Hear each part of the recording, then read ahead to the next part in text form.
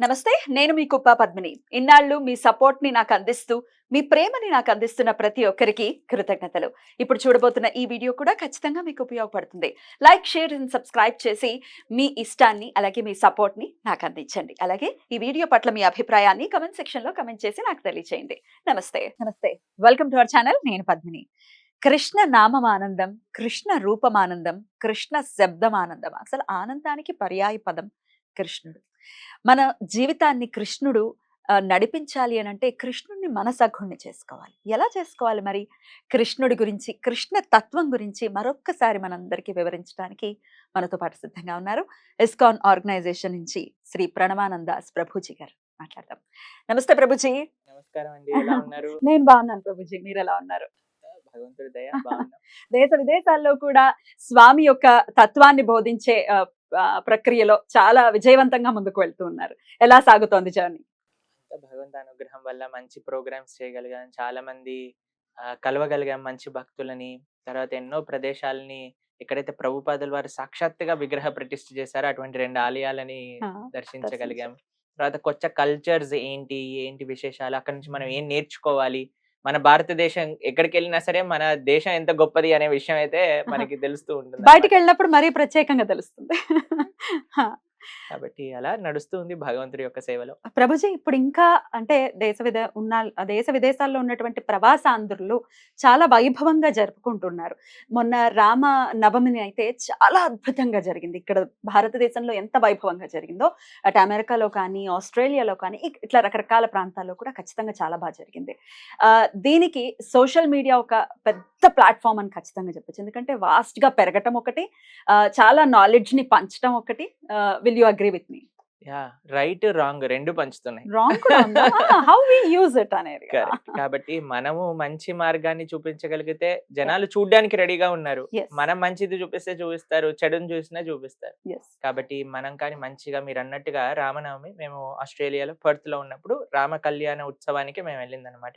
ఎంతో వైభవంగా అన్ని జరిగాయి. ఒకటే ఏంటంటే మేళాన్ని స్పీకర్ లో పెట్టారు, అంతే అంతే తేడా. మిగతావన్నీ సేమ్ అంతే. కాబట్టి అక్కడ ఉన్న సదుపాయాలలో ప్రకారంగా అందరూ బ్రహ్మాండంగా రాముడిని ఆరాధన చేస్తున్నారు. మేము మోస్ట్ ఆఫ్ ది క్లాసెస్ ఆస్ట్రేలియాలో ఇచ్చింది కూడా రామాయణం పైనే. So most of this journey was interviewed with lord Ramachandra. వాళ్ళందరూ కూడా చాలా శ్రద్ధగా, చాలా వైదిక పరమైన దుస్తులు ధరించి వాళ్ళు కూర్చుని వినే విధానాన్ని చూస్తేనే అర్థమవుతోంది రాముడు పట్ల వాళ్ళకు ఉన్నటువంటి భక్తి నిష్టలు అని ఖచ్చితంగా చెప్పుకోవచ్చు. మీకేమనిపించింది? అక్కడ ఉన్నటువంటి ప్రవాసాంధ్రులు ఎలా ఉన్నారు? తప్పకుండా అక్కడ ఉండే ప్రవాసాంధ్రులు కాదు, అక్కడ ఉండే ఆస్ట్రేలియన్స్ కూడా ఎంతో నిష్ఠగా అసలు ఏంటి ధర్మం గురించి, భగవంతుడి గురించి తెలుసుకోవడానికి ఎంత రెడీగా ఉన్నారు. మేము ఒక టాక్సీ డ్రైవర్ తో మాట్లాడుతున్నాం అనమాట. ఆయన పేరు మార్క్, మెల్బోర్న్ లో. అయితే ఆయన చెప్తున్నారు అనమాట, నేను ఇప్పుడు మనకంటే ఈ కాషాయ వస్త్రాన్ని చూస్తే సాధువు అని తెలుస్తుంది. వాళ్ళు మేము అక్కడ ఆయన వెహికల్ లో కూర్చోగానే you seem to be a spiritual man అని అన్నాడు. తర్వాత అయితే how can I serve you అని అంటే ఆయన చెప్తున్నాడు అనమాట, నా జీవితంలో ఇలా అయిపోయింది, నేను ఈ కష్టాలలో ఉన్నా, నేను మానసికంగా ఏదో ఒకటి తెలుసుకోవాలనుకుంటున్నా, నాకు ఈ కష్టాలలో నాకు అనిపించింది ఒక ఆధ్యాత్మిక మార్గం నాకుంటే నేను ఈ కష్టం నాకు తెలియదేమో అనే భావన నాకుంది అని అంటే, నేను ఆయనకి ఫిలాసఫీ చెప్పి టెంపుల్ కి పిలిచి టెంపుల్ కి వచ్చాడు, ఎంతో ఆనందంగా ఉన్నాడు అనమాట. సో కేవలం ప్రవాస ఆంధ్రులే కాదు, మిగతా వాళ్ళందరూ కూడా they are all very open.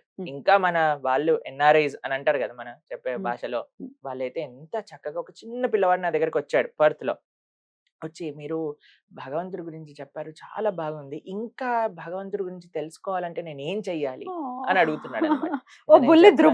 చిన్న పిల్లవాడండి, ఎంత ఎంత ముచ్చటేసిందో మాకు. అలా చాలా మందిని కలుసుకున్నాం. అక్కడ ఉండే వాళ్ళకి సాంప్రదాయం పట్ల నిష్ఠ, మన కల్చర్ ని సంరక్షించాలి అనే ఒక తపన, ఇవన్నీ చూస్తే చాలా సంతోషం. Beautiful beautiful. నిజంగా సనాతన ధర్మంలో పుట్టడం అనేది ఒక అదృష్టం. టేక్ ఇట్ ఫర్ గ్రాంటెడ్ లాగా కాకుండా దాన్ని అనుసరించడం అనేది, అది భగవత్ కృప. ఇందులో పుట్టడం మనం అనుసరించాలి. Beautiful beautiful Prabhuji. ఇక కొంతమంది అంటూ ఉంటారు, దేవుడు అనేవాడు అసలు ఉన్నాడా, కనపడతాడా అని అడిగితే ఒకే ఒక ఆన్సర్. ప్రతిరోజు తూర్పున ఉదయిస్తున్నాడు, ప్రత్యక్షంగా కనిపిస్తున్నాడు, సకల చరాచర సృష్టిని పోషిస్తున్నాడు. ఇంక అంతకు మించిన దైవం ఎలా చెప్పచ్చు? సూర్యుడు రూపంలో. మరి సూర్యుడిని ఖచ్చితంగా ఆయనకి కృతజ్ఞతని ఆవిష్కరించడం అనేది మన మినిమం ధర్మం కాబట్టి ఖచ్చితంగా ఆవిష్కరించాలి. అయితే ఉపనయన సంస్కారం ఉన్నవాళ్ళు ఖచ్చితంగా సంధ్యావందనం అనేది చెయ్యాలి. మరి ఈ సంస్కారం లేని వాళ్ళు సూర్యుడికి ఎలా కృతజ్ఞతని ఆవిష్కరించొచ్చు ప్రభుజీ? మనకి భగవంతుడి యొక్క 2 నేత్రములు సూర్యుడు, చంద్రుడుగా చెప్తారన్నమాట. అయితే మనము భగవంతుడిని సూర్యుడి లోపల, సూర్యమండల మధ్యవర్తి అని అంటారు. ఆయన మధ్యలో ఉండే స్వామిని మనం ఆరాధన చేస్తాం. ఆ పరమాత్మ సూర్యమండలంలో ఉన్న వ్యక్తిని, ఆయనని మనం ఆరాధన చేస్తాం అన్నమాట. మనకి భగవంతుడి యొక్క వివిధ శక్తులు ఇప్పుడు చూడండి, భగవంతుడు మనకి వెలుగునిచ్చారు, భగవంతుడు మనకి నీటినిచ్చారు, భగవంతుడు మనకి నేలనిచ్చాడు, భగవంతుడు మనకి పీల్చుకోవడానికి గాలినిచ్చాడు, కానీ ఎప్పుడు ట్యాక్స్ అడగలేదు. కానీ అదే నీటిని మన ఇంటి దగ్గర వరకు తీసుకెళ్తే వాటర్ బిల్ కట్టాలి, అదే ఎలక్ట్రిసిటీ మన ఇంటి వరకు వస్తే ఎలక్ట్రిసిటీ బిల్లు కట్టాలి, అదే ల్యాండ్ మనం రిజిస్ట్రేషన్ చేసుకోవాలంటే డబ్బులు కట్టాలి. ఎంత విశేషం చెప్పండి. కాబట్టి ఎవరు ఏమి అడగలేదు కదా అని మనం చేయకుండా ఉండకూడదు. మీరు అన్నారు కదా, కరెక్ట్ వర్డ్ యూజ్ చేశారు ఆయన. మీరు ఏంటి అని అంటే గ్రాటిట్యూడ్ తెలపాలి. అది బేసిక్ మినిమం. మేము మలేషియాలో ఉన్నప్పుడు ఎయిర్పోర్ట్ లో కూర్చున్నాం అనమాట. అయితే ఒక చిన్న పిల్లవాడు మా పక్కన వచ్చి కూర్చున్నాడు, ఒక ఆస్ట్రేలియన్. అయితే వాళ్ళ నాన్నగారు కొద్దిసేపు అయ్యాక వచ్చారనమాట. అయితే నేనున్నాను, ఇక్కడ వాళ్ళ పిల్లవాడు వచ్చి కూర్చున్నాడు, మధ్యలో ప్లేస్ లేదు. అయితే వాళ్ళ నాన్న నించొని మాట్లాడుతున్నాడు. సరేలే వాళ్ళ నాన్నని కూర్చొని ఇవ్వచ్చు కదా అని నేను లేచి దూరంగా వెళ్ళి కూర్చున్నాను. ఈ పిల్లవాడు నా దగ్గర వరకు వచ్చి I'm really grateful to you, I appreciate it అని చెప్పి వెళ్ళాడు. నేనేదో సటిల్ గా దూరంగా వెళ్ళి కూర్చున్న వాళ్ళ నాన్న కూర్చోవాలని, కానీ దాన్ని రికగ్నైజ్ చేసి మన దగ్గరకు వచ్చి ఒక గ్రాటిట్యూడ్ చెప్పినప్పుడు ఎంతో మంచిగా అనిపించింది. బ్రాటప్ బాగుంది అని ఖచ్చితంగా మనం చెప్పుకో. కాబట్టి మనం ఏదైనా మనకి ఎవరైనా ఇస్తున్నారు అని అంటే థ్యాంక్ యూ చెప్పటం అనేది బేసిక్ మినిమం. అది కూడా చేయకపోయింది అనుకోండి, ఇంకా వాడిని మనిషి అని చెప్పలేము. కాబట్టి మనం చూసే ప్రకృతికి ఒక గ్రాటిట్యూడ్ తెలుపుకోవటం, భగవంతుడికి ఇన్ని మనకిచ్చిన భగవంతుడికి గ్రాటిట్యూడ్ తెలుపుకోవటం, అందులో ఒక సనాతన ధర్మంలో ఒక మెయిన్ ఫార్మ్ ఆఫ్ గ్రాటిట్యూడ్ చెప్పుకోవటం ఏంటంటే సంధ్యావందనము అని మీరు అన్నారు. ఇప్పుడు ఉపనయన సంస్కారం మేము తప్పకుండా 3 పూట్ల సంధ్యావందన గాయత్రి అనుష్ఠానం చేస్తాం. మీరు చేస్తారు? తప్పకుండా. సన్యాసాశ్రమంలో ఉన్నప్పటికీ ఖచ్చితంగా చేయాలి. తప్పకుండా చేయాలి. ఇది మా వైష్ణవ సాంప్రదాయానికి నియమం. ఎవరైనా సరే ఆ కట్టుబాట్లు అంటే ఆచరించి చూపించాలి. రాముడు కూడా అదే చేశాడు. మనము ఎవరు కూడా ధర్మానికి అవతల ఉన్న వాళ్ళు కాదు, అందరూ కూడా ధర్మ లోపలే ఉండాలి చూపిస్తున్నా. అందుకే శిఖ ధరించడం కానీ, యజ్ఞోపవీతాన్ని వేసుకోవటం కానీ, సంధ్యావందనాదులు గాయత్రి అనుష్ఠానాలు అందరికి కూడా చేయాలి అని ఆ ధర్మం మనకి చెప్తుంది అనమాట. అయితే ఇప్పుడు ఒకవేళ ఎవరికైనా లేదు అని అనుకుంటే వాళ్ళు ఏం చేయగలుగుతారు అని అంటే, గ్రాటిట్యూడ్ హ్యాస్ నో లాంగ్వేజ్. ఒకళ్ళు గ్రాటిట్యూడ్ ఏదో మంత్రాలు చదువుతూ గాయత్రి చెప్తూ అర్ఘ్యం ఇస్తూ చేయొచ్చు, ఇంకొకళ్ళు కేవలం వచ్చి ప్రేమతో నమస్కారంతో చేయొచ్చు. భావన ప్రధానం. లేదు నాకు అదే కావాలి అని మనం అనాల్సిన అవసరం లేదండి. కరెక్ట్.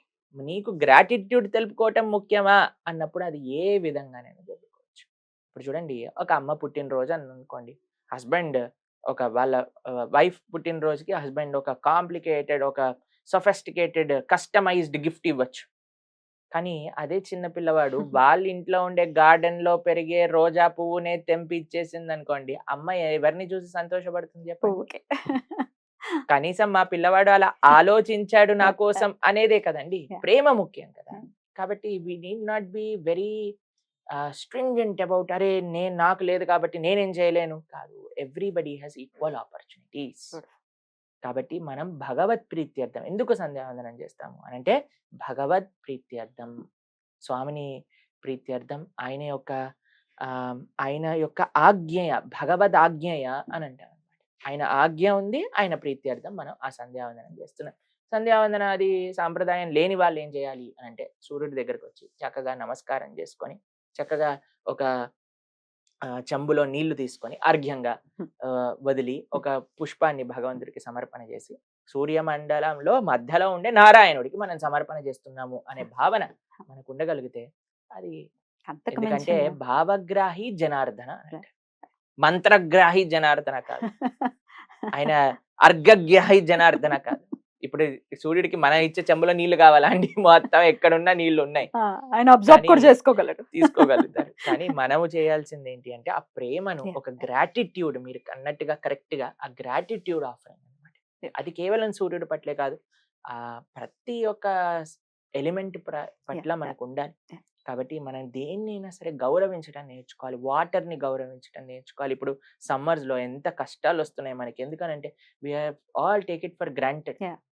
ఇప్పుడు నీళ్లు కొంతమంది ట్యాప్ వదిలేస్తుంటారు, అలానే పోతూ ఉంటాయి. అన్ని ప్రతి ఒక్క దానికి మనకి రెస్పెక్ట్ ఇచ్చినప్పుడే ఒక బ్యాలెన్స్డ్ ఎన్వైరన్మెంట్ అనేది కలుగుతుంది అనమాట. ప్రకృతి కూడా మనల్ని రెస్పెక్ట్ చేస్తుంది. ప్రకృతి మన ఎందుకు ప్రకృతిని రెస్పెక్ట్ చేయాలి? ప్రకృతిని రెస్పెక్ట్ చేయడం అంటే భగవంతుని రెస్పెక్ట్ Yeah, చేసినట్టే.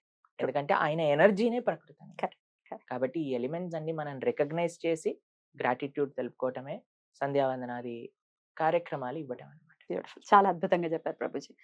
ఇక ఈ సంధ్యావందనం ప్రక్రియలో భాగంగా ఈ 24 బీజాక్షరాలని కూడా చాలా కరెక్ట్ గా ఫామ్ లో తీసుకొచ్చినటువంటి మహోన్నతమైనటువంటి వ్యక్తి విశ్వామిత్రుడు.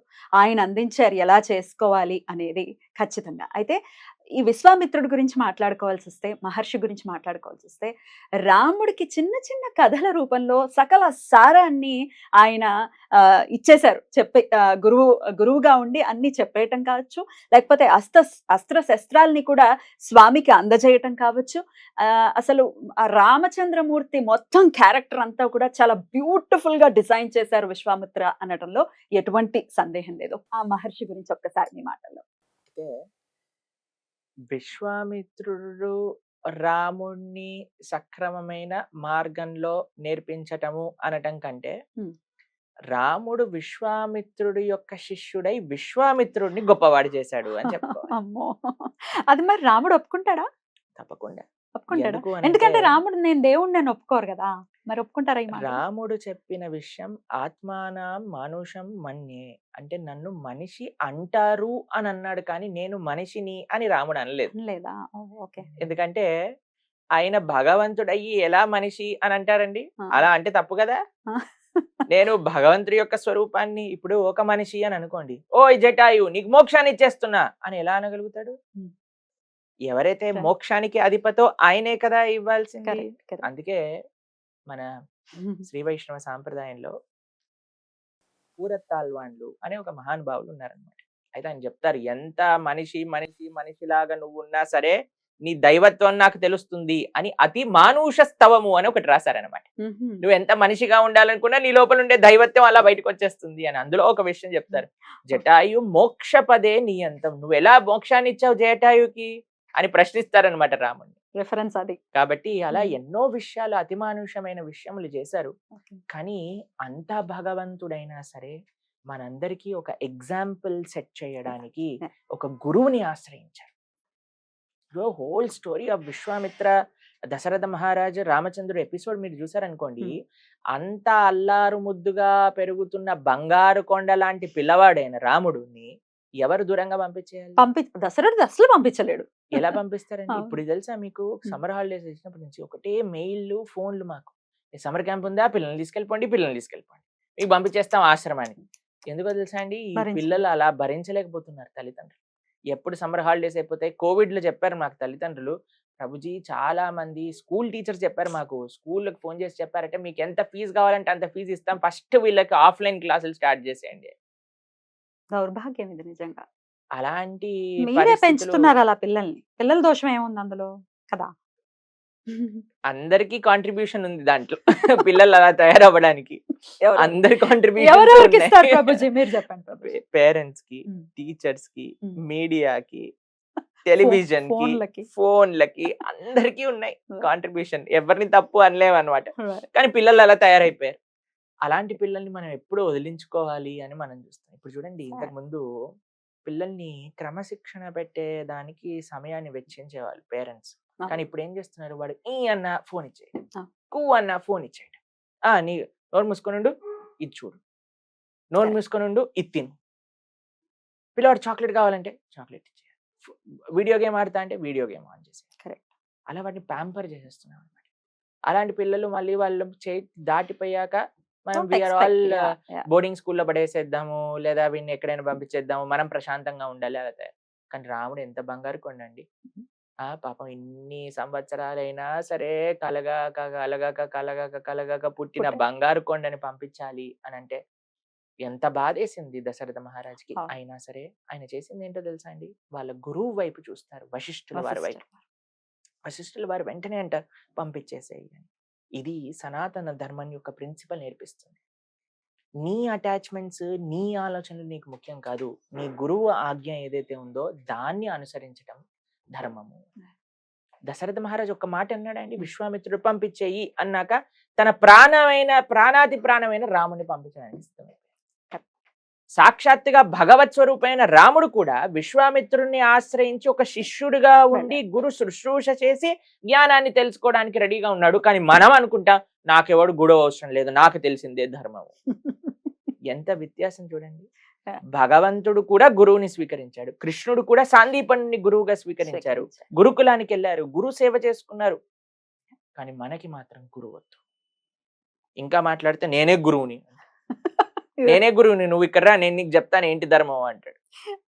కాబట్టి ఇలా తయారైపోయాం మనం. ఎట్లా మరి ప్రభుజీ గురువుని ఎలా మనం సెలెక్ట్ చేసుకోవాలి? ఎందుకంటే బయట ప్రపంచం కూడా ఒకవేళ గురువు అని చెప్పుకుని తిరిగే వాళ్ళు ఎక్స్‌ప్లాయిట్ చేసేటటువంటి పరిస్థితి ఉంది. అందుకని భయపడుతున్నారు కదా, అమ్మో వద్దు బాబోయ్ గురువు లివింగ్ గురువుస్ వద్దు. ఇప్పుడు చాలా మంది కృష్ణుడినే గురువుగా ఎలాగో చెప్పింది శాస్త్రం, కృష్ణం వందే జగద్గురు అని. ఎలా మరి గురువుని, లివింగ్ గురువుని ఎలా సెలెక్ట్ చేసుకోవచ్చు? ఇప్పుడు మనం అనుకుంటాం ప్రమాదం ఎక్కడో ఒక చోట ఉన్నది. ఇప్పుడు చూడండి, మీరు వినే ఉంటారు కొన్నిసార్లు స్కూళ్ళు మోసం చేసేస్తాయి, వాటికి గవర్నమెంట్ ఆథరైజేషన్ ఉండదు. అయినా సరే జనాలు జాయిన్ అయిపోతారు. తర్వాత టైం వచ్చేసరికి మాకు ఆథరైజేషన్ లేదు అని ఎక్స్పోజ్ అయిపోతాయి అలాంటి స్కూల్. అలాంటి స్కూళ్ళకి పంపించడం ఆపేద్దామా పిల్లల్ని? ఇప్పుడు ఇద్దరు ముగ్గురు జనాలు మోసం చేశారు ఎక్కడో అని అంటే ఇంకా జనాలు నమ్మేయటం మానేద్దామా? జనాలతో మాట్లాడటం మానేద్దామా? అలా కాదు కదా. We have to use our own intelligence and be careful whom we are admitting ourselves to. కాబట్టి ఇలా జరుగుతున్నాయి అని తెలుసుకున్నప్పుడు మనము చాలా జాగ్రత్తగా ఉండాలి ఏంటి చూస్ చేసుకోవడానికి. ఇప్పుడు చూడండి, ఒక భౌతికమైన విద్యకే మనం ఏం చేస్తున్నాం చూడండి, పిల్లల్ని ప్రొద్దున నుంచి సాయంత్రం దాకా స్కూల్లోకి పంపిస్తాం, దాని తర్వాత ట్యూషన్ టీచర్ని పెట్టిస్తున్నాం, దాని తర్వాత మళ్ళీ ఎక్స్ట్రా కోచింగ్ క్లాసులు ఇస్తున్నాం, దాని తర్వాత హాలిడేస్లో బ్రిడ్జ్ కోర్సెస్ చేస్తున్నాం. ఒక భౌతికమైన విద్యకే ఇంత ఎఫర్ట్ మనం పెడితే ఆధ్యాత్మిక విద్యకి ఇంకెంత ఎఫర్ట్ పెట్టాలి, ఇంకా ఎంత గైడెన్స్ కావాలి? మీరు అన్నట్టు ఒక గురువుని ఎలా అలా ఎవరిని గురువు అనుకోవాలి? స్తోత్రియం, బ్రహ్మనిష్టం అని ఎన్నో లక్షణాలు ఉన్నాయి గురువుకి. ఒక సత్సంప్రదాయంలో రావాలి. అయినా కేవలం మాట్లాడటమే కాకుండా అధ్యయనం చేసి దాని జీవితంలో ఆచరిస్తున్న వ్యక్తి అయ్యి ఉండాలి. ఇప్పుడు చూడండి, చాలా మంది గురువులు ఎలా అంటే వాళ్ళు శాస్త్ర ప్రమాణంగా మాట్లాడరు, ఏదో మనసులో వచ్చిందనిలా చెప్పుకుంటూ పోతూ ఉంటారు, తిడుతూ ఉంటారు, లేదా కమెంట్ చేస్తూ ఉంటారు, క్రిటిసైజ్ చేస్తూ ఉంటారు. అంత మోడర్నైజ్డ్ ఆలోచనలన్నీ పంపిస్తూ ఉంటారు. వాళ్ళకి ఇష్టం ఉన్నది, నీ మనసుకి నచ్చిందే నువ్వు చెయ్యి, నీకు గీత అవసరం లేదు, భాగవతం అవసరం లేదు అని చెప్పే వాళ్ళు చాలా పెద్ద పెద్ద గురువులు కూడా అలా మాట్లాడుతున్నారు. ఇప్పుడు నీ మనసులో ఉన్నదే నువ్వు తెలుసుకో, అంతా నీకే తెలుస్తుంది. రాముడికి తెలియలేదు, కృష్ణుడికి తెలియలేదు, మనకి తెలిసిపోతుంది. రాముడు కృష్ణుడు గురువుని ఆశ్రయించి గురు శుశ్రూష చేశారు, కానీ మనకి అవసరం లేదు అని అంటే ఎలా చెప్పండి? సాధ్యం కాదు. కాబట్టి గురువు అవసరం, శాస్త్రం అవసరం. సనాతన ధర్మంలో ఈ 3 క్రక్స్ ఏంటో తెలుసా? గురు, సాధు, శాస్త్రం. గురువు, సాధువు, శాస్త్రం, ఈ 3 ఒక ట్రయాంగిల్. సాధువు, గురువు శాస్త్రంలో నుంచి చెప్తారు మనకి. శాస్త్రం తస్మాత్ శాస్త్రం ప్రమాణంతే కార్య వ్యవస్థితౌ. శాస్త్రం నీవు ఏం చెయ్యాలి, ఏం చేయకూడదు అని చెప్పేదే మనకున్న పుస్తకాలు, గీత, భాగవత, రామాయణాదులు.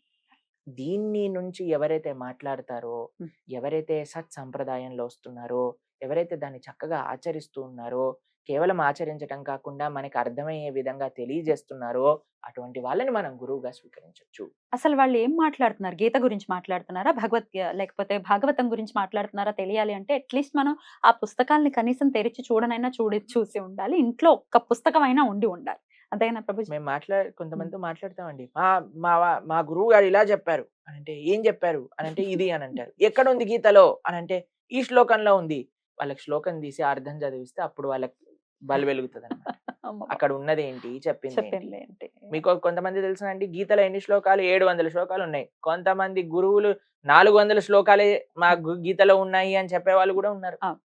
ఎలాంటి సిద్ధాంతాలు అంటే, కొంతమంది రావణాసుని దేవుడు అనే లాంటి సిద్ధాంతాల నుంచి ప్రారంభం అవుతే ఇంకా చెప్పలేనన్ని అవైదిక సిద్ధాంతాలు ఇప్పుడు మనకి కనిపిస్తూ ఉన్నాయన్నమాట. కాబట్టి మనం జాగ్రత్తగా ఉండాలి అని అంటే, let us take shelter of the Vyasa scriptures. వ్యాసదేవుడు ఇచ్చిన మన గీత, భాగవత, రామాయణాదులను మనం ఎప్పుడైతే చక్కగా అధ్యయనం చేస్తామో, సత్ సంప్రదాయంలో ఉండే గురువులను ఆశ్రయిస్తామో, అప్పుడు ఎవ్రీథింగ్ విల్ బి క్లియర్. ఇది చేయాల్సిన అవసరం లేదు, మనమేం ఎక్స్పెరిమెంటల్ చేయాల్సిన అవసరం లేదు. వ్యాసాయ విష్ణు రూపాయ వ్యాస రూపాయ విష్ణవే, సాక్షాత్తుగా భగవంతుడి యొక్క లిటరరీ ఇన్కార్నేషన్ ఆయన. అద్భుతం ప్రభుజీ. ప్రభుజీ, రామాయణం గురించి ఎప్పుడైనా మాట్లాడినా, ఇట్లా మీలాంటి వాళ్ళతో ఇంటర్వ్యూస్ చేసిన, ఏదైనా ఒక పర్టికులర్ సబ్జెక్ట్ గురించి, ఏ సబ్జెక్ట్ అయినా రామాయణం సంబంధించి ఏదైనా అడగనివ్వండి, నెగటివ్ కమెంట్స్ లో మొదటిగా వచ్చేది శంభుక వధ గురించి. మీరు అసలు చదువుకున్నారా? నన్ను చాలా మంది ప్రశ్న చేశారు ఇట్లా నెగటివ్ కమెంటర్స్. మీరు చదివారా శంభుక వధ గురించి? మరి దాని గురించి కూడా ప్రస్తావించండి అని చాలా కాంట్రవర్షియల్ గా మాట్లాడటం అనేది అబ్జర్వ్ చేసినటువంటి విషయం. అసలు ఏంటి శంభుక వధ, ఎందుకింత కాంట్రవర్షియల్ చేస్తారు? అసలు స్టోరీ ఏంటో మీకు చెప్తాను. ఏమైందో మీరు చెప్పండి, రాముడు చేసింది కరెక్టా రాంగా? నేను ఏం జరిగిందో చెప్తాను అంతే, మీరు నాయ నిర్ణేత. ఓకేనా? ఒకసారి రాముడు అయోధ్యలో ఉండగా ఒక బ్రాహ్మణోత్తముడు ఆయన దగ్గరికి వచ్చి, అయ్యా నా పిల్లవాడు నా ముందే చనిపోయాడు, అంటే నీ ఈ రాజ్యంలో ఏదో తప్పు జరుగుతుంది అని చెప్తారు. ఎందుకంటే దట్ వాజ్ అన్యాచురల్. తల్లిదండ్రుల ముందు పిల్లలు చనిపోవటం అనేది అన్యాచురల్. అంత ధార్మికంగా ఉండేదన్నమాట ఆ సొసైటీ. అయితే ఏదో తప్పు చేస్తుంది, నువ్వే బాధ్యత వహించాలి అని అంటారు. అయితే రాముడు, ఏంటి ఆ ధర్మం జరుగుతుంది, పరిశీలన చేయండి అని అంటారు. So how the story goes, ఒక శంభుకుడు అనే ఒక వ్యక్తి తపస్సు చేస్తున్నాడు, శాస్త్రాలను అధ్యయనం చేసి దాని లోపల నుండి వచ్చే మంత్రములను అనుష్ఠాన చేస్తున్నాడు అనే విషయం రాముడికి తెలుస్తుంది. రాముడు ఈ శంభుకుడి దగ్గరికి వెళ్తాడు. వెళ్ళి, అయ్యా నువ్వు ఎందుకు తపస్సు చేస్తున్నావు అని అంటే, నేను ఇంద్రుడు యొక్క పదవిని పొందాలి అని తపస్సు చేస్తున్నా అని అంటాడు. అప్పుడు రాముడు ఈ శంభుకుడు అనే వ్యక్తిని సంహరిస్తారనమాట. మీకు ఒక విషయం చెప్తానండి, తపస్య చేయటం రాంగ్ కాదు, శాస్త్రాధ్యయనం చేయటం రాంగ్ కాదు. ఏ ఇంటెన్షన్తో చదువుతున్నాము, ఏ ఇంటెన్షన్తో తపస్సు చేస్తున్నాము అనేది ముఖ్యము. రావణాసురుడు తపస్సు చేశాడు, దేనికోసం చేశాడు? అందరిని వణికించడానికి చేశాడు. హిరణ్యకశిపు తపస్సు చేశాడు, ఎందుకు? మరణము లేని జీవనము ఇప్పించ లోకాధీశవే, ఎందుకంటే నాకు మరణం లేకపోతే మిగతా వాళ్ళందరినీ నేను శాసించవచ్చు. ఇప్పుడు కూడా జనాలు ఎడ్యుకేట్ అవుతున్నారు, ఎక్స్ట్రా పొలెంట్ ఇంటెలిజెన్స్ తెచ్చుకుంటున్నారు. ఎందుకు? ఒక బాంబులు తయారు చేయడానికి, లేదా కొన్ని న్యూక్లియర్ వెపన్స్ తయారు చేయడానికి. మీరు చెప్పండి, అది కరెక్టా? Not at all. ఇప్పుడు ఒక చిన్న పిల్లవాడికి మనం తీసుకెళ్లి కత్తిని ఇచ్చేస్తామా? ఇచ్చేయం చాలా జాగ్రత్తగా, ఎందుకంటే ఆ పిల్లవాడికి ఆ మెచ్యూరిటీ లేనప్పుడు ఆ కత్తితో ఏదైనా చేయొచ్చు. రాముడు శంభుకుడిని సంహరించింది కేవలం ఆయన ఏదో శూద్రుడిని కాదండి, ఆయనకుండే మెంటాలిటీ. ఇప్పుడు ఇంద్రుడికి ఆయన రెస్పాన్సిబిలిటీ ఉంది, నువ్వు ఇంద్రుడు అవ్వాల్సిన అవసరం ఏముంది? ఉన్నాడు, దానికోసం తపస్సు చేయాల్సిన అవసరం లేదు. ఒక హృదయాన్ని ప్యూరిఫికేషన్ కోసం తపస్సు చేయి. ఏ రత్నాకరుడు వాల్మీకి మహర్షి తపస్సు చేసి ఒక గొప్ప మహర్షి అయ్యి రామాయణాన్ని రచించలేదా? కాబట్టి అటువంటి రత్నాకరుడు వాల్మీకి మహర్షి అయిన అంత గొప్ప మహర్షి ఇప్పటికీ మనందరం స్తోత్రం చేస్తుంటే, ఒక వేటగాడైన రత్నాకరుణ్ణి మనం ఇంత గొప్పగా జీవితాన్ని మంచి మార్గంలో పెడితే మనం ఎంత స్వీకరించామో, శంభకుణ్ణి ఎందుకు స్వీకరించలేడు? రాముడికి శూద్రులతోటే ప్రాబ్లం ఉంది అనుకోండి, గుహుణ్ణి ఎంబ్రేస్ చేసుకుంటాడా? శబరి తిన్న ఎంగిలి పండ్లను తింటాడా? ఒక కోతి అయిన సుగ్రీవుడిని కాపాడడానికి చూస్తాడా? ఒక రాక్షసుడైన విభీషణుని యొక్క శరణాగతి యాక్సెప్ట్ చేస్తాడా? కాబట్టి జనాలు ఎంత విచిత్రంగా మారుతారంటే, దేర్ ఇస్ నో, అసలు తాత్విక చింతన కూడా జనాలకి ఈ మధ్యలో లేదండి. ఏదో ఒకటి ఇన్స్టాగ్రామ్ లోనో ఎక్కడో ఒకటి వినటము, విన్నాక నాకేదో తెలుసు అని మనం కూడా వీఆర్ బోస్టింగ్ అవర్ ఈగో. కాబట్టి Rama is not against anybody performing tapasya. దాని ఇంటెన్షన్ ఏమిటి? రావణాసుడు కూడా ఇదే ఇంటెన్షన్తో చేశాడు. నేను కూడా ఇంద్రుడు కంటే శక్తివంతమైన అవ్వాలి, హిరణ్యకశిపు కూడా ఇది రాక్షస మెంటాలిటీ. Yeah. రాముడు సంహరించింది ఒక పర్సన్ గా చూడదు, ఒక మెంటాలిటీని సంహరించారు. అట్లాంటి మెంటాలిటీ ఉండి మనం కూడా తపస్సు చేస్తే మనం కూడా సంహరింపబడతాం. అంతే. అంతే. అది రాముడు వచ్చి పర్సనల్ గా శంభకుడిని చేశాడు, కానీ మన జీవితమే మన ఆచరణని మనల్ని సంహరిస్తుంది. కాబట్టి శాస్త్రం మీద భగవంతుడి మీద మాటలనే ముందు అసలు ఏంటి తెలుసు అసలు ఏం జరిగింది, దాని నుంచి భగవంతుడు మనకి ఏం నేర్పిస్తున్నారు అని కొద్దిగైనా మనం టైం ఇన్వెస్ట్ చేయాలి. మన సొసైటీలో ఇప్పుడున్న అన్నిటికంటే బిగ్గెస్ట్ ప్రాబ్లం ఏంటి అంటే nobody wants to invest time. ఎవ్వరికి కూడా టైం ఇచ్చి ఏంటి అసలు రామాయణం, ఏంటి అసలు భాగవతం, ఏంటి అసలు గీత, నో. దానికి ఆన్సర్ నాకు తెలిసిందే గీత. అసలు మాకు టైం లేదు అని అంటున్నారు ప్రభుజీ. వాట్సాప్ స్టేటస్ చూడడానికి టైం ఉంది, వాట్సాప్ మెసేజ్లు పెట్టుకోవడానికి టైం ఉంది, సినిమాలు చూడడానికి టైం ఉంది, అటు ఇటు కిట్టి పార్టీలు చేసుకోవడానికి టైం ఉంది, వీటన్నిటికీ టైం ఉంది. కేవలం రామాయణం భగవద్గీతలు వినడానికి టైం లేదు. అంటే టైం నీకుంది, నీ మనసుకి లేదు. ఇంకా చెప్పాలంటే నీకు ఆ అదృష్టం లేదు. కరెక్ట్, ఇది పర్ఫెక్ట్. కాబట్టి దానికంటే మనం ఏం చేస్తామంటే ఎవ్రీథింగ్ ఈజ్ రెడీ, మొత్తుకొని మనం గీత, భాగవతం, రామాయణం అన్ని మన ఛానల్లో చెప్పాం. కానీ it's not that people are not ready to hear. మన ఛానల్లో చెప్పిన గీత more than 8 lakh people have heard. Bhagavatam more than 8 lakh people have heard. కాబట్టి ఉన్నారు, అటువంటి వాళ్ళకి మనం ఒక ఆపర్చునిటీ ఇస్తున్నాం, దాన్ని ఇంకా యూజ్ చేసుకోవాలి. ఇప్పుడు మనకు అనిపిస్తుంది ఎందుకు కొన్నిసార్లు ఈ ఆధ్యాత్మికవేత్తలు ఇలా కొద్దిగా కఠినంగా మాట్లాడతారు. ఇప్పుడు నేను అన్నా ఇందాక వాళ్ళకి అదృష్టం లేదు అని. దట్ ఈస్ నాట్ ఎవరినో కించపరచడానికి కాదు, ఆ బాధ ఆ విధంగా వస్తుంది. సో మీరందరూ మన జీవితం లక్ష్యం ఏంటండి? మనం మారుతూ మేము ఎందుకు ఇలా అన్ని వదిలేసి ఒక సాధు జీవితాన్ని గడుపుతూ శాస్త్ర అధ్యయనం చేస్తూ ఇలా మాకు వచ్చిన ఆపర్చునిటీస్ తో భగవంతుడి గురించి ఎందుకు చెప్తున్నాం అంటే మనందరం కూడా శాస్త్రం తెలుసుకొని మారడానికి, మంచి వ్యక్తులం అవ్వడానికే కదా. సో అమ్మ కొట్టినా సరే పిల్లవాడికి మంచికి ఎలానో అలానే శాస్త్రం కూడా కొన్నిసార్లు కఠినంగా మాట్లాడుతుంది. దేనికోసము అని అంటే మనకి మంచి నేర్పించడానికి.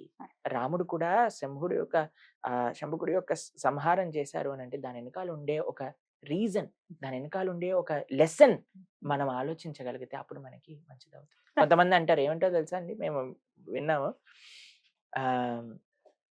రాముడు ఆర్యుడు ద్రవిడులందరినీ ఇది చేయడానికి ఇటువైపు వచ్చేసి వీళ్ళందరినీ సంహరించేసి ఒకవైపు సరే అలా ఆలోచించుకుందాం, ఆయన ఒక ఇన్వేడర్ గా వచ్చాడు అని. మరి సుగ్రీవుడికి రాజ్యం ఇవ్వకుండా ఆయనే అనుభవించవచ్చు కదా. ఈయన పాపం గుహలో ఎందుకు దాక్కున్నాడు? 6 నెలలు ఎందుకు ఇచ్చాడు సమయం? ఎందుకు ఇవ్వాలి? రాజు చక్రవర్తి అయితే ఆయన తలపైన అంకుశం పెట్టి చేయించాలి గాని పాపం అలా నేనేదో గుహలో ఉంటా నువ్వు 4 నెలల తర్వాత రా అని చెప్తాడా అండి? ఇప్పుడు రావణ సంహారం చేస్తే బ్రహ్మాండమైన సుందరమైన బంగారంతో చేసిన లంకను ఆయనే అనుభవించచ్చు. ఒక్క రోజైనా ఉన్నాడా అండి? ఒక 2 nights 3 days అయినా పాపం వెకేషన్ చేసుకున్నారు ఆయన. వెంటనే ఒక్క నిమిషంలో బయలుదేరిపోయాడు. ఎవరిని రాజు చేశారు? విభీషణుడిని రాజు చేశారు ఆయన. కాబట్టి రాముడికి ఏం అవసరం లేదండి. He will make the right kind of correction and empower right kind of people. అది రాముడు యొక్క తత్వం. మనలాంటి వాడు కాదు రాముడు. మనం ఎలాంటి వాళ్ళమో అందరినీ అలానే చూస్తామండి. మనము ఇప్పుడు చూడండి, రెడ్ కలర్ గ్లాసెస్ పెట్టుకుంటే మొత్తం రెడ్ కనిపిస్తుంది. ఇలాంటి చెత్త విషయాలు మాట్లాడే వాళ్ళ యొక్క మెంటాలిటీ అది. కాబట్టి ప్రపంచంలో అంతా ఇలా చూస్తున్నారు. అటువంటి మంచివాడైన రాముడి పైన కూడా అలా ఆపాదిస్తూ ఉన్నారనమాట. ఏం చేస్తాం చెప్పండి. Well said Prabhuji.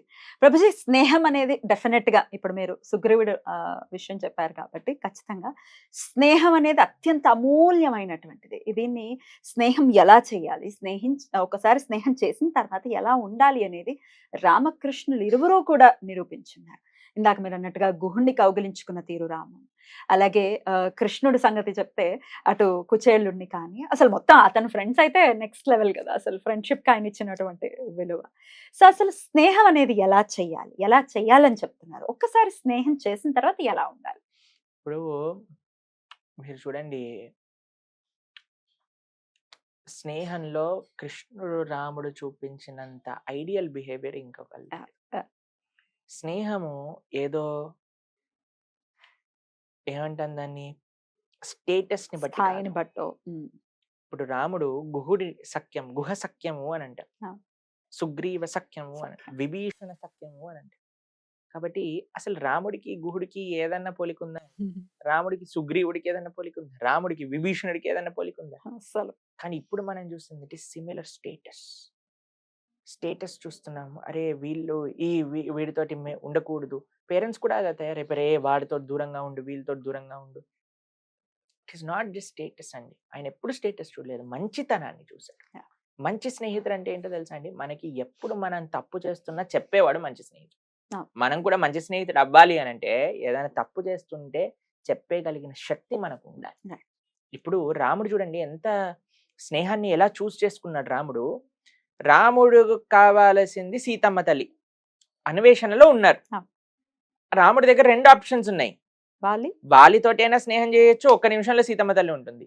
సుగ్రీవుడు పాపం వాలి ముందు ఏం లేదు, వీక్ పర్సనాలిటీ, ఆల్రెడీ భయపడి అక్కడ పాపం అటువంటి వ్యక్తితో చూస్ చేసుకుని. ఎందుకంటే Rama gave importance to character. Character కి ఇంపార్టెన్స్ ఇచ్చాడు రాముడు. ఏంటి సుగ్రీవుడికి ఉన్న క్యారెక్టర్? ఆ పాపం చూడండి, మీరు అన్నయ్య చెప్పాడు ఇన్ని రోజుల తర్వాత గుహని మూసేశాడు. పాపం వాడి తప్పేముందండి? వచ్చాడు, అయ్యా నాకు అన్నయ్య పోయాడు అని బాధపడలో బ్లడ్ కూడా బయటకు వచ్చింది అనగానే వీళ్ళు ఫోర్స్ చేశారు, నువ్వు రాజు అవ్వాలి, రాజు లేని రాజ్యం ఉండకూడదు అంటే రాజు అయ్యాడు. వీళ్ళు అన్నయ్య వచ్చి తరిమి కొట్టాడు. పాపం ఎక్కడో ఉండి దాక్కున్నాడు.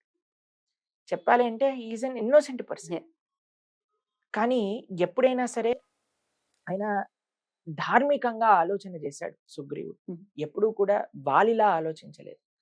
అన్నిటికంటే పెద్దది ఏంటో తెలుసా అండి? ఎవరైనా మిస్టేక్ కరెక్షన్ కోసం, రెక్టిఫికేషన్ కోసం వస్తే వాళ్ళని క్షమించకపోవడం అన్నిటికంటే పెద్ద దుర్మార్గం. మళ్ళీ దాన్ని పాయింట్అవుట్ ఇప్పుడు ఏదో మిస్టేక్ అనుకోండి, సుగ్రీవుడు ఏదో చేశాడు, అయ్యా అన్నయ్య నాకేం తెలియదు అయ్యా నన్ను క్షమించేసే నేను అన్నా సరే వాళ్ళు క్షమించడానికి రెడీగా లేడు. దానికంటే పెద్ద ఇంకా దుర్మార్గం ఏముంటుంది చెప్పండి? కాబట్టి he was always right but week. కానీ రామ చోజ్ సుగ్రీవ. వీక్ ఉన్నా పర్వాలేదు, నా గోల్లో డిలే అయినా పర్వాలేదు, కానీ నేను ధర్మం వైపు ఉంటాను. ఎవరైతే ఇన్నోసెంటో వాళ్ళని నేను సంరక్షిస్తాను. కాబట్టి మనము కృష్ణుడి యొక్క ఫ్రెండ్షిప్ సుధాముడితో చూసినా సరే ఏంటండి, ఆయన ద్వారకాకు అధిపతి. ఈయన అసలు చెప్తారు ఆయన ధోతీలలో ఎన్నో ముళ్ళు ఉన్నాయట, అన్ని చినిగిపోతే చిన్న చిన్న చిన్న చిన్న ముళ్ళు వేసుకొని పాపం ఆయన అలా పెట్టుకొని ఇంత చిన్న అటుకులు తీసుకొచ్చాడు. అయినా సరే ఎంత ప్రేమ! అసలు కృష్ణుడు ఏడ్చేస్తున్నాడు సుధాముడి యొక్క పాదాలు ప్రక్షాళన చేస్తుంటే. రుక్మిణీదేవి సాక్షాత్తుగా రాఘవత్వే భవేత్ సీత రుక్మిణి కృష్ణ జన్మని సాక్షాత్తుగా లక్ష్మీదేవి చామరం చేస్తుంది ఇటుపై. ఎంత స్నేహానికి విలువిచ్చారు! స్టేటస్ కి విలువిచ్చారా? ఇవ్వలేదు. ఆ బంధానికి, ఆ ప్రేమకి, అశుద్ధమైన ప్రేమ అంటే ఏంటి? I'm there for you where never there is a need. కానీ మన వాళ్ళు ఏమైపోయారు?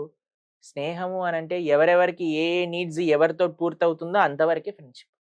దాని తర్వాత వీడు ఏమైపోయాడా అనేది మనకి పట్టించుకోవాల్సిన విషయం. కాబట్టి ఫ్రెండ్షిప్ ఈ మధ్యలో more than a relationship status symbol గా మారింది, ఒక ఫ్యాషన్ గా మారింది, ఒక వ్యసనంగా మారింది. వీటి నుంచి మనం చాలా జాగ్రత్తగా ఉండాలి. ఎందుకంటే ది ఫ్రెండ్షిప్స్ వీ హ్యావ్, ఏదైతే మన సంబంధాలు, మన స్నేహాలు ఉన్నాయో దాన్ని బట్టి మన వ్యక్తిత్వం అని ఉంటుంది. ఇంగ్లీష్ లో చెప్తారు, you are an average of 5 personalities you associate with. 5 యొక్క యావరేజే మన పర్సనాలిటీ అవుతుంది. అలానే ఒక 5 చెడ్డ స్నేహాలు ఉన్నాయనుకోండి, ఇక వాడు ఎటువంటి మంచివాడైనా సరే వాడు పోక తప్పదు. Tell me your friends, I'll tell you what you are. కాబట్టి ఇలాంటివి మనం చాలా జాగ్రత్తగా ఉండాలి స్నేహంలో.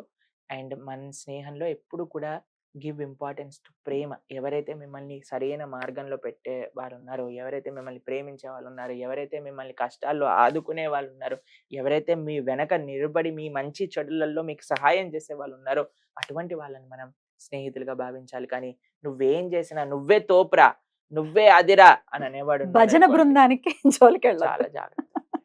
Right. On that note Prabhuji, కృష్ణుడితో ఫ్రెండ్షిప్ ఎలా చేయాలి ప్రభుజీ? భగవంతుడితో ఫ్రెండ్షిప్ చేయాలి అని అంటే భాగవతాన్ని చదవాలి. ఎందుకంటే ఒక ఫ్రెండ్ గురించి తెలుసుకోవాలి కదండి.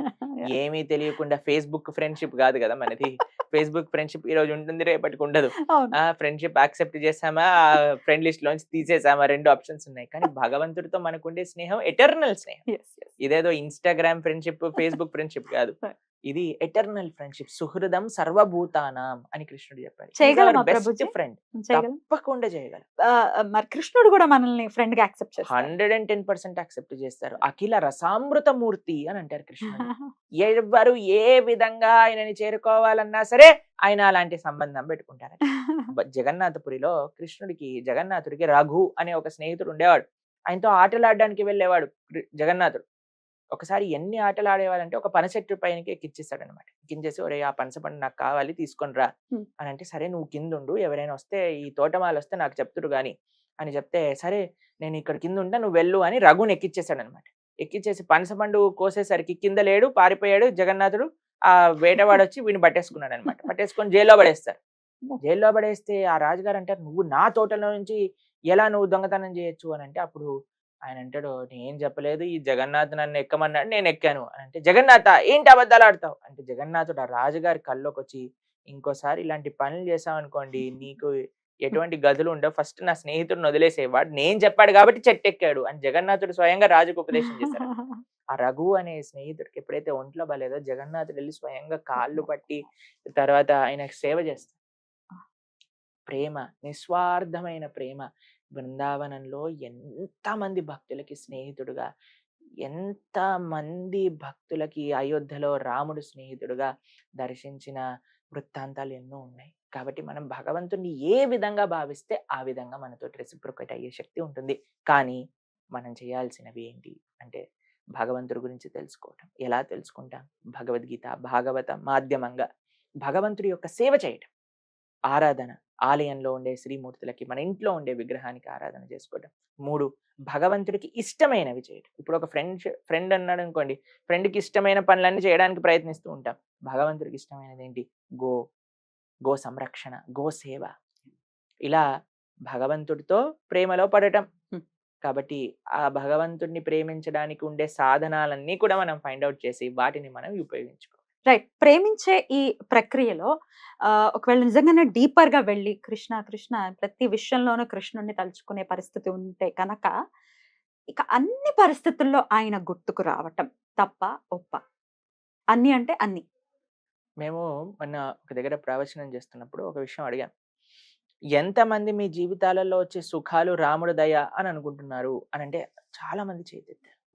ఎంతమంది మీ జీవితంలో వచ్చే కష్టాలు రాముడి దయ అనుకుంటున్నారు అని అంటే ఎవరి చేత దుఃఖం ఇవ్వడు. భక్తి యొక్క పరిణితి కష్టము కూడా రాముడి దయ అని గుర్తు రావటమే. సుఖం ఎలా అయితే రాముడి దయనో కష్టం కూడా రాముడి దయ. ఆ నమ్మకం రావాలి. అదే శరణాగతి అనండి. భగవంతుని నమ్ముకున్న వాడికి లోటు ఏమి ఉండదండి. ఆయన మంచి చేసినా చెడు చేసినా మనకి దీర్ఘస్థాయి మంచి కోసమే చేసేది భగవంతుడు. ఆ నమ్మకం మనకి రావాలి. ఎప్పుడు నిరంతరం మన సాధన.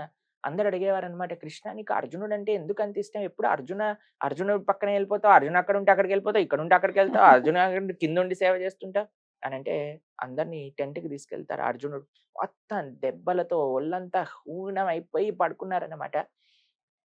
ఎక్కడెక్కడ చెవు పెట్టినా, ఏ అంగంలో వాళ్ళు చెవు పెట్టినా అక్కడ నుంచి కృష్ణ కృష్ణ కృష్ణ కృష్ణ కృష్ణ కృష్ణ అని శబ్దం వినిపిస్తుంది అనమాట. ఎందుకు నాకు అర్జునుడు ఇష్టం? ఎప్పుడు కూడా కృష్ణనామ, ఎక్కడ ముట్టుకున్నా కృష్ణ కృష్ణ శబ్దం. ఆయన అర్జునుడి యొక్క స్వభావం అటువంటిది. కాబట్టి ఎక్కడైతే భగవంతుడి గురించి ఎత్ర గాయంతి మద్భక్త తత్ర తిష్ఠామి నారద అని చెప్పారు. భక్తితో మనం భగవంతుని నామస్మరణ చేయగలిగితే భగవంతుడు మనతోటే ఉంటాడండి. దాంట్లో ఎటువంటి సందేహం కూడా లేదు. అద్భుతం. చాలా బాగా చెప్పారు ప్రభుజీ. ప్రభుజీ, మాట వినటం మీరు ఈ మధ్య కాలంలో మీరు చాలా సార్లు కోట్ చేస్తున్నారు. పిల్లలు మా మాట వినట్లేదు. బ్రాటప్ అలా ఉందండి ఒకటే. కానీ మాట వినని తత్వం అనేది శాస్త్రాల్లో ఒకసారి పరిశీలిస్తే ఎంతో మంది ఉన్నారు. చెప్పిన మాట వినకుండా నాశనం అయిపోయినటువంటి జీవితాలు ఎన్నో ఉన్నాయి. చెప్పిన మాట విని ఉద్ధరింపబడినటువంటి జీవితాలు కూడా ఎన్నో ఉన్నాయి. Valmiki Maharshi one of the beautiful examples అని చెప్పుకోవచ్చు. రావణుడికి చెప్పని వాళ్ళంటూ లేరు. అందరూ చెప్పారు. మండోదరి అవ్వచ్చు, సీతమ్మ తల్లి అవ్వచ్చు, ఆంజనేయుడు అవ్వచ్చు. ఆఖరికి వాల్మీకి మహర్షి అంటారు, మారీచుడిని మహాత్మనః అని అంటారు. మహాత్ముడితో పోల్చారు అని అంటే ఖచ్చితంగా ఎంతో అద్భుతమైన బోధ చేసి ఉన్నారు. రాముడి గురించి ఎంతో అద్భుతంగా రాక్షసుడైనటువంటి మారీచుడు మాట్లాడాడు. అయినప్పటికీ ఎవ్వరి మాట వినకుండా పతనం అయిపోయాడు రావణుడు. అసలు మారీచుణ్ణి మహాత్మా అని ఎందుకన్నారు వాల్మీకి? ఎవరైతే మన జీవితంలో మంచి ఉపదేశం చేస్తారో వాళ్ళు మహాత్మనః. మీకోటి తెలుసా? హిరణ్యకశపు ఎప్పుడైతే వాళ్ళ అన్నయ్య హిరణ్యాక్షుడు భగవంతుడు సంహరించేస్తారో, అప్పుడు వాళ్ళ ఇంట్లో ఉండే అమ్మ, వదినలు వీళ్ళందరూ కూర్చొని ఎప్పుడైతే ఏడుస్తుంటారో, వాళ్ళ దగ్గరికెళ్ళి, "ఈ శరీరము పుట్టింది అన్నప్పుడు పోవటం నైజము. ఆ! దీన్ని ఈ టెంపరరీ విషయం గురించి మీరు అంత బాధపడకండి" హ్మ్. అని ఉపదేశం చేస్తారు. గీతలో భగవంతుడు ఇచ్చిన జ్ఞానాన్ని. అప్పుడు శ్రీ హిరణ్యకశిపు ఉవాచ అని చెప్తుంది భాగవతం. ఎప్పుడు ఎవరు మనల్ని ధార్మికమైన ఆలోచనలతో మనల్ని నడిపిస్తారు. నడిపిస్తారో, ఎవరైతే మనకి ఆ ధార్మిక ఇన్పుట్ ఇస్తారో వాళ్ళు మహాత్మన. మారీచుడు రాక్షసుడైనా సరే రావణాసుడు చెప్పాడు, అయ్యా నేను దెబ్బలు తిన్న చిన్నప్పుడు రాముడితో. చిన్న పిల్ల. వాడు చిన్నప్పుడే నన్ను అంత ఇది చేయగలుగుతాడంటే ఇప్పుడు పెద్దగా ఈ సీతమ్మ తల్లి పక్కన ఉన్నది. ఇప్పుడు నువ్వు జాగ్రత్త అని చెప్తే వినలేదు. అప్పుడు వాల్మీకి మహర్షి అంటారు, వక్త స్తోత చ దుర్లభః. ఈ ప్రపంచంలో మంచి చెప్పేవాడు చాలా రేర్. ఎవరైనా మీకు చిట్కాలు చెప్పాలంటే చాలా మంది దొరుకుతారండి. కానీ మంచి చెప్పాలి అనే వాళ్ళు చాలా తక్కువ. అలాంటి మంచి చెప్పేవాడు దొరికితే వినేవాళ్ళు చాలా తక్కువ అసలే లేరే. అని. మనకి ఎప్పుడైనా ఏదైనా కాంట్రవర్షియల్ గా ఏదైనా మీ జీవితంలో ఇది చెప్తే మీ జీవితంలో మొత్తం మార్పులే మార్పులు, డబ్బులే డబ్బులు, కష్టాలన్నీ పోతాయి, అలా ఇలా మనం ఏదైనా పెట్టామనుకోండి టైటిల్, అప్పుడు బ్రహ్మాండంగా లక్షలు చూస్తారు జనాలు. అంతేకాని రామాయణంలో నుండి శాస్త్రీయమైన ఆలోచనలు అని అంటే వందలు. ఓకే, మనకి తెలియని రామాయణమా అని అనుకుంటా. వావ్! అలా మారిపోయింది కదండి. యెస్. యెస్. కాబట్టి మారీచుడిని మహాత్మనః అని ఎందుకన్నారంటే రాముడికి రావణాసురుడికి రాముడి పట్ల ఒక కరెక్ట్ క్లారిటీని ఇవ్వడానికి ప్రయత్నం చేశారు. Yeah. ఎవరైతే భగవంతుడి గురించి మన జీవితంలో క్లారిటీని తీసుకొస్తారో ఆయన మహాత్ములు. Yeah. ఎవరైతే భగవంతుణ్ణి ఆశ్రయించిన వారు ఉన్నారో వాళ్ళు మహాత్ములు. కాబట్టి మారీచుడు రావణాసుడు చెప్పాడు, చెయ్యకరా ఈ పని, నువ్వే కాదు నీ మొత్తం కుటుంబం నీ రాజ్యం మొత్తం కూడా Yeah. అంతరించుకుపోతుంది అని. కానీ వినడానికి రెడీ కాలేదు. మనము ఎవరైనా మంచి చెప్తున్నారు అని అంటే వినటం నేర్చుకోవాలండి. Yeah. మంచి చెప్పేవాడు ఎంతైతే మహాత్ముడో మంచి చెప్పే వాళ్ళ దగ్గర నుంచి వినేవాళ్ళు కూడా అంతే మహాత్ములండి.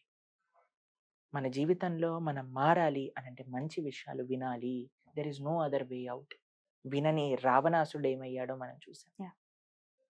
కాబట్టి మనం రావణుడి యొక్క మార్గంలోకి వెళ్ళకూడదు.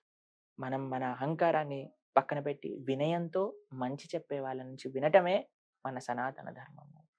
విందాం అలాగా. వినాలి. వినాలి. వింటేనే మనకి ఇన్ని Correct. చక్కటి విషయాలు వచ్చాయి. Yeah. ఇప్పుడు నైమిషారణ్య ఋషులు వినటం వల్లనే కదండి భాగవతం వచ్చింది. వెళ్ళొచ్చు. అర్జునుడు విన్నందుకే కదండి మనకి భగవద్గీత వచ్చింది. అవును. వాల్మీకి మహర్షి విన్నందుకే కదా రామాయణం వచ్చింది. కాబట్టి వినాలి, విని తెలుసుకోవాలి. ఆ తప్పకుండా. తెలుసుకున్నది జీర్ణం అయితే అప్పుడు మన జీవితంలో పరివర్తన అనేది ప్రారంభం అవుతుంది.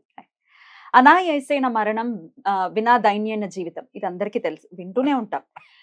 ఎవరిని చేజాచి అడిగేటటువంటి పరిస్థితి బ్రతికున్నప్పుడు కలగకూడదు. చావు అంత ఈజీగా కూడా రాదు. వచ్చిన చావు చచ్చేంత వరకు చంపుతుంది అనేది కూడా చెప్తూ ఉంటారు. అసలు చావు డెఫినెట్ గా ఈజీగా రాదు. సో ఇది నిజంగా జీవితంలో మనకి రావాలి, అనాయాసైన వినా దైన్యైన జీవితం ఉండాలి, అనాయాసైన మరణం రావాలి అని అంటే ఎలా ఉండాలి మన జీవన విధానం?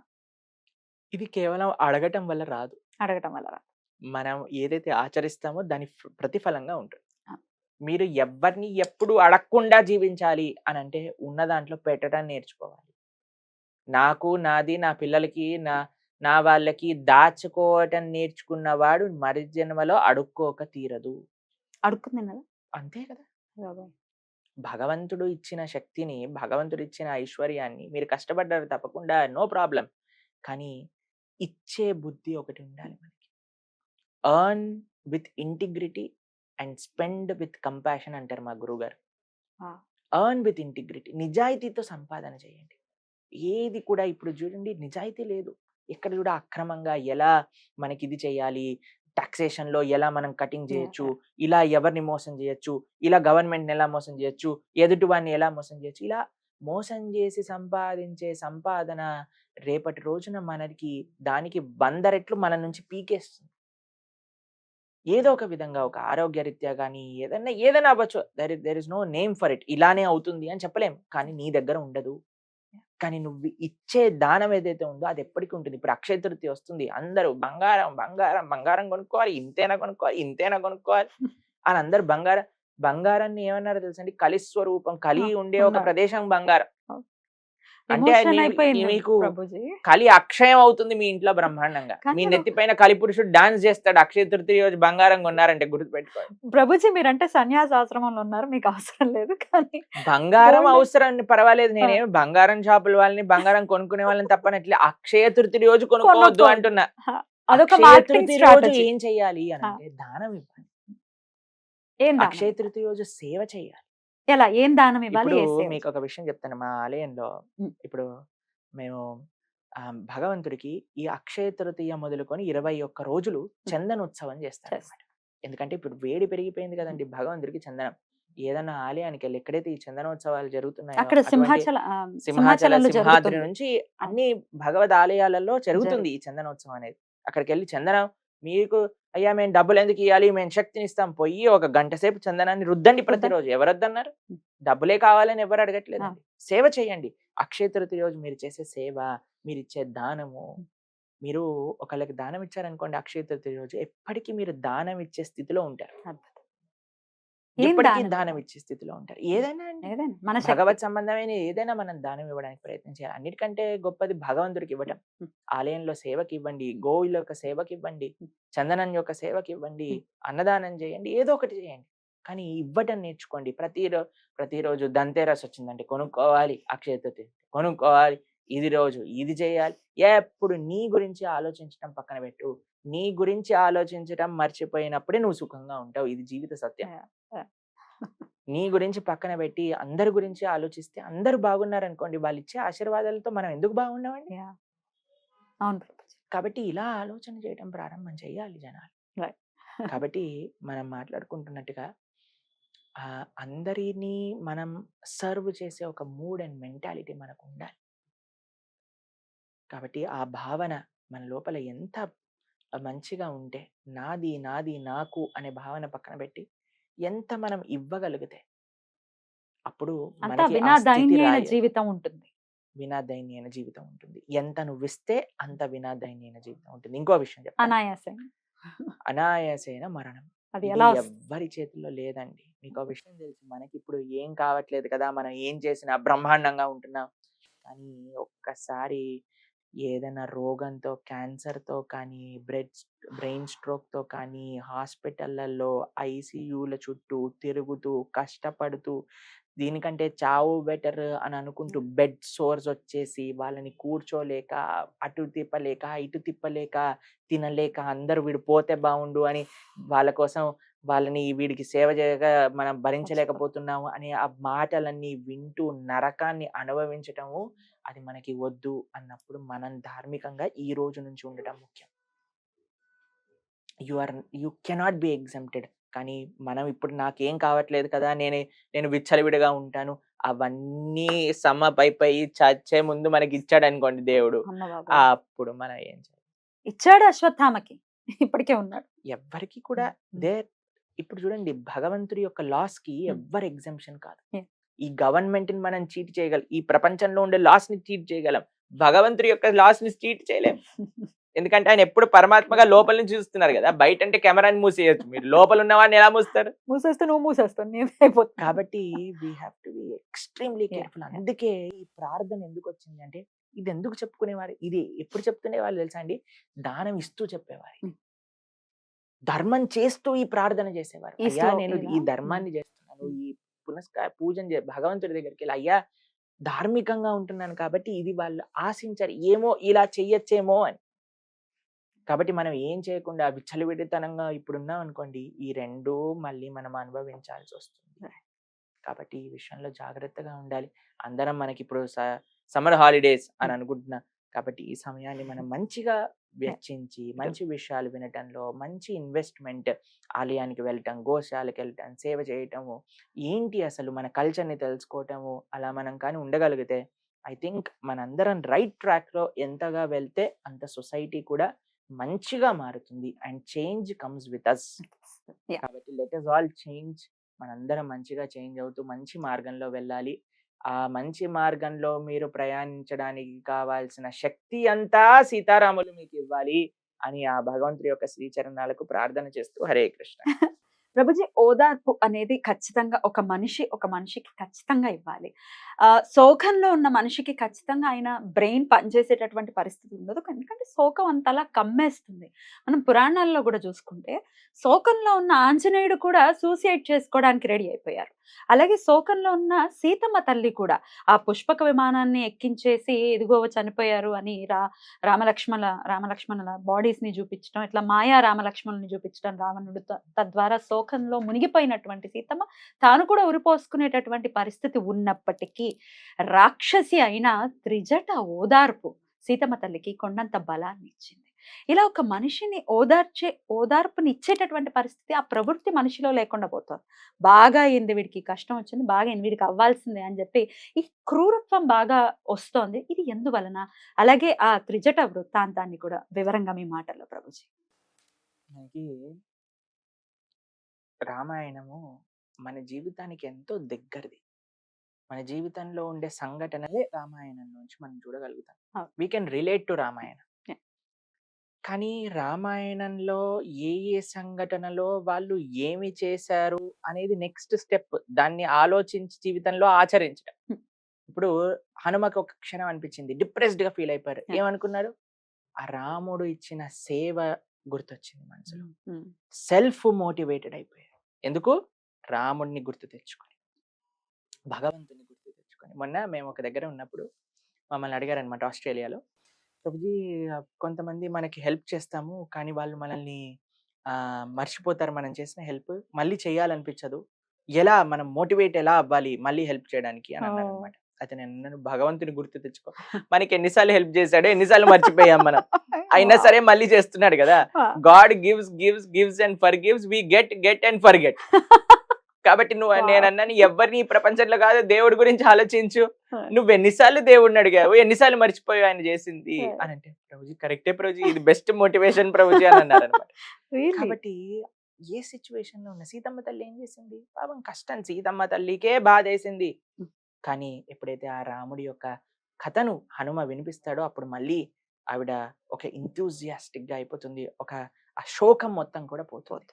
నెక్స్ట్ ఇన్సిడెంట్ ఎప్పుడైతే రావణాసుడిలా మాయా రామ లక్ష్మణుల యొక్క శిరస్సుని ఛేదించేసినట్టుగా చూపించినప్పుడు త్రిజట వస్తుంది అనమాట. త్రిజట వచ్చి కౌన్సిలింగ్ చేస్తుంది సీతమ్మ తల్లికి, ఓయ్ నీ హస్బెండ్ పోయి ఉంటే ఇది ఎగరేది కాదు, కంగారు పడకు, వాడు ఏదో మాయ చేశాడు.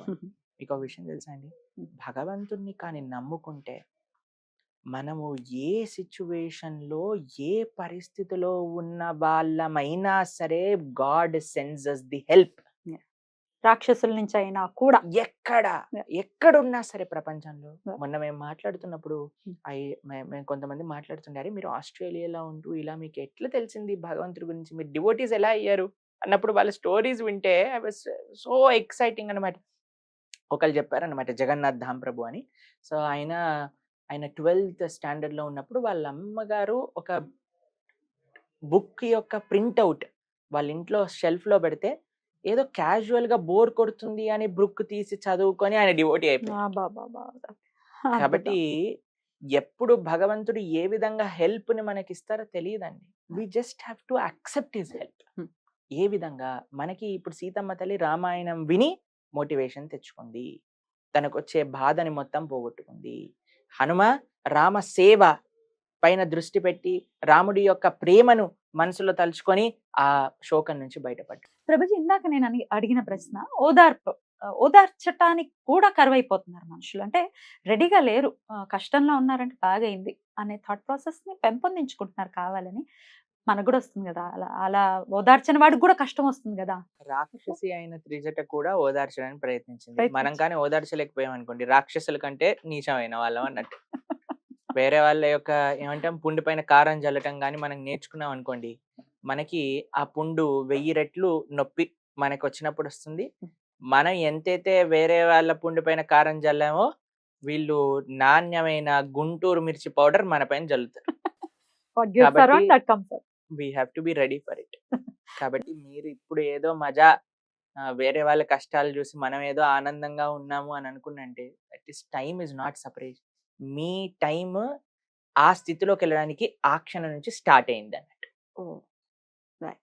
మీరు కానీ if your a well wisher, వాళ్ళు వాళ్ళ బాధను చూసి మీరు బాధపడి వాళ్ళకి ఏదైనా ఓదార్పు చేయడానికి ప్రయత్నించారనుకోండి, మీకు వచ్చే కష్టం కూడా దూరం పారిపోతుంది. Yeah. కానీ వేరే వాళ్ళ కష్టాలను చూసి మనం కానీ ఆనందపడ్డాం అనుకోండి, అసలు మనకి లేని కష్టం కూడా మనం కొని పెట్టుకున్నట్టు. మన చేతుల్లో ఉంది.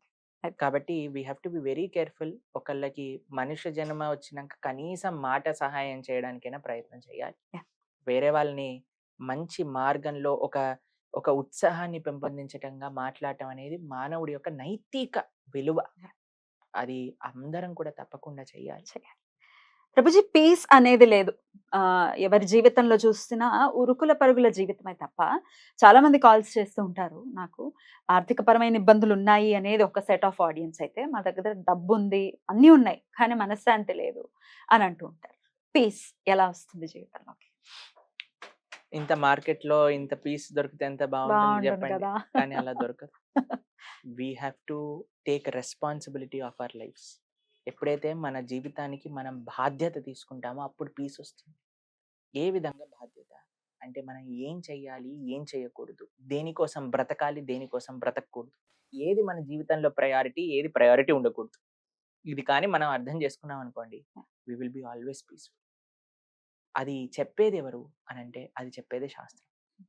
శాస్త్రం ఏదో మనల్ని ఎక్కడెక్కడో పెద్ద పెద్ద విషయాల గురించి మాట్లాడి, వైకుంఠం గురించే మాట్లాడి, వైకుంఠాన్ని ఎలా చేరుకోవాలో మాట్లాడుతుంది తప్పకుండా శాస్త్రం.